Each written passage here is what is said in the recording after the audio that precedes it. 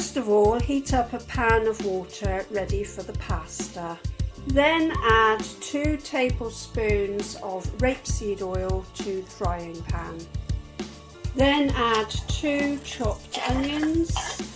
Then add 4 cloves of garlic, minced, and then 200 grams of shredded spring cabbage, 150 grams of sliced mushrooms, 200 grams of peas. In this instance I'm using frozen, 4 tablespoons of dried parsley, 2 cans of black beans. Leave to cook whilst the pasta is cooking and whilst you make the white sauce. In a separate pan, heat up 300 ml of coconut milk and heat it very gently. Add 20 grams of grated vegan cheese.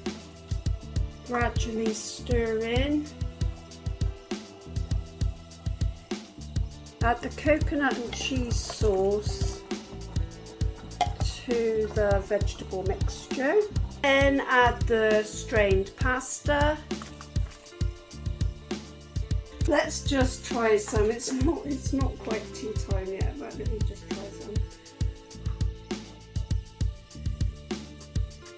some. This is so nice. Lovely. You can use other vegetables. Leeks and asparagus work well with it, and pinto beans work well instead of the black beans. If you've got value from this video, then please like and subscribe and hit the notification button so you don't miss out on any of my future videos.